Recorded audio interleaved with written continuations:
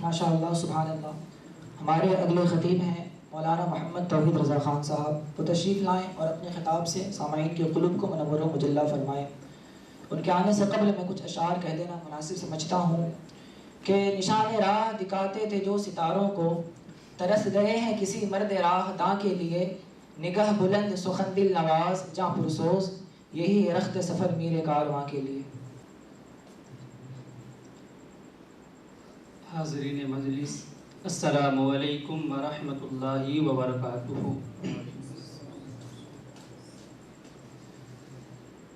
الحمد للہ رب العالمین، والصلاة والسلام على من كان نبيا وآدم بين الماء والطين. والحمد لله رب العالمين.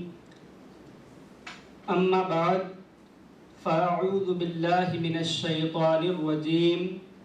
بسم الله الرحمن الرحيم. لقد كان لكم في رسول الله أسوة حسنة. آمنت بالله صدق الله العظيم. آج میری گفتگو حضور صلی اللہ تعالی علیہ وسلم کا ملک شام کا سفر.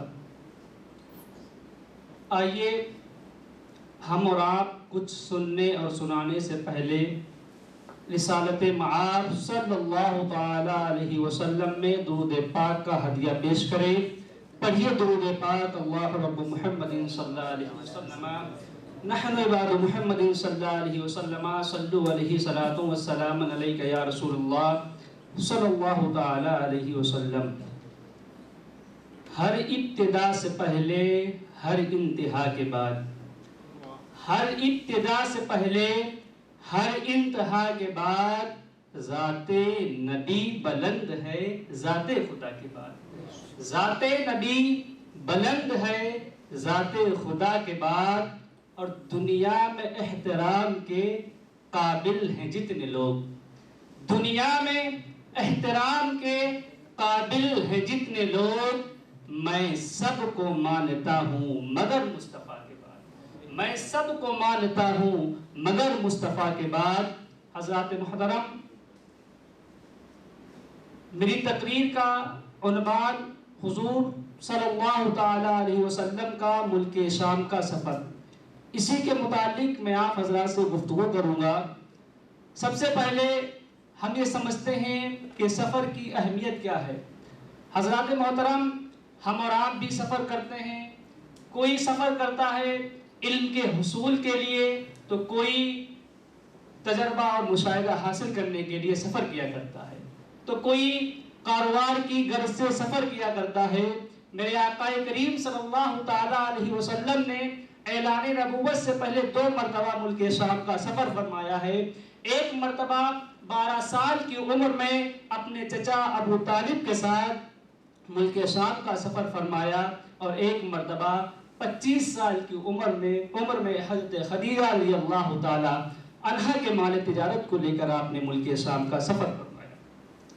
میں آپ کے سامنے حضور صلی اللہ تعالی علیہ وسلم کا 12 سال کی عمر میں جو آپ نے اپنے چچا ابو طالب کے ساتھ ملک شام کا سفر کیا، اسی کے متعلق میں آپ کے سامنے بیان کروں گا.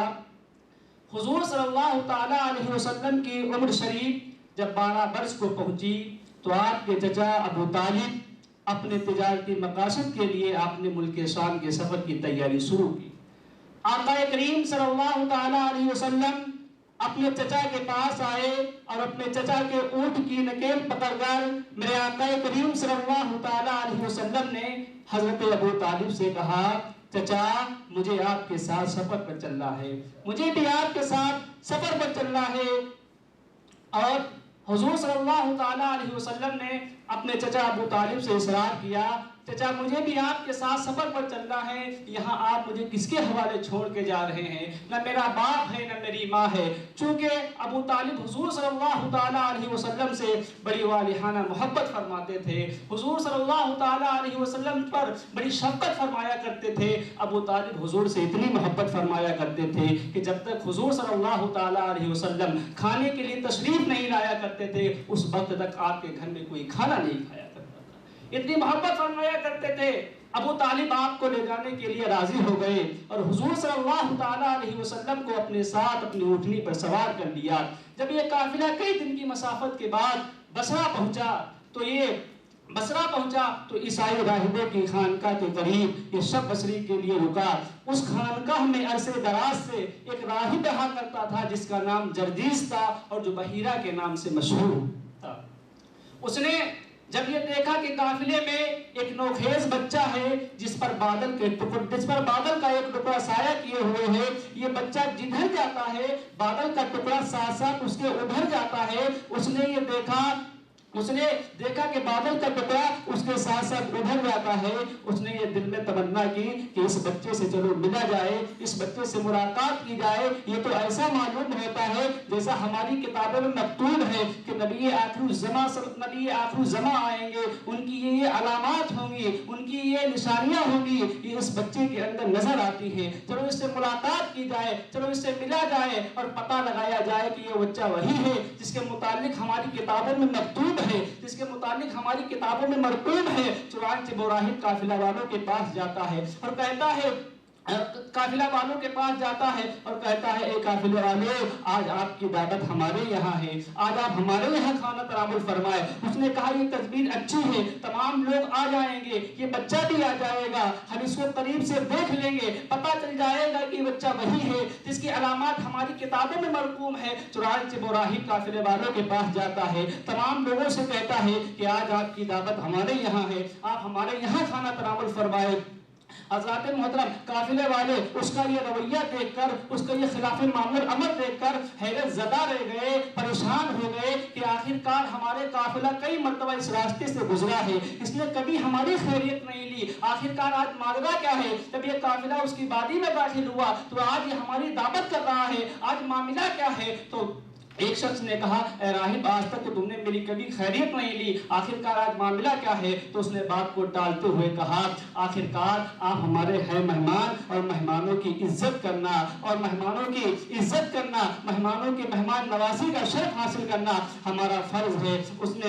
جب وہ مقررہ وقت آیا تو تمام قافلے والے اس کے یہاں حاضر ہوئے، کھانے کے لیے پہنچے۔ اس نے تمام لوگوں کا بڑے اہتمام کے ساتھ خیر مقدم کیا، لیکن جس ذات کے لیے اس نے یہ پروگرام کیا تھا، جس ذات کے لیے اس نے تمام کی دعوت کی تھی، وہ ذات اسے نظر نہیں آ رہی تھی۔ رحمت عالم صلی اللہ تعالیٰ علیہ وسلم کی ذات اسے نظر نہیں آ رہی تھی۔ اس نے قافلے والوں سے پوچھا اے قافلے والوں، تم میں کوئی رہ تو نہیں گیا ہے؟ تو قافلہ والوں نے بتایا کہ تمام لوگ آ گئے ہیں، لیکن ایک بچہ ہے جو نہیں آیا ہے۔ تو راہب کہتا ہے کہ اس بچے کو بھی بلا کر لاؤ، اور آپ کے قافلے میں چاہے کوئی چھوٹا ہو یا بڑا، غلام ہو یا آزاد، کوئی پیچھے نہ رہ جائے، سب کو بلا کر لاؤ۔ چنانچہ ابو طالب جاتے ہیں، حضور صلی اللہ تعالیٰ علیہ وسلم کو بلا کر لے آتے ہیں۔ جیسے ہی اس راہب کی نظر حضور صلی اللہ تعالیٰ علیہ وسلم کے چہرے پر پڑتی ہے، اس کا بے سکون دل سکون پا جاتا ہے، اس کا بے قرار دل قرار پا جاتا ہے، اس کا بے قرار دل قرار پا جاتا ہے۔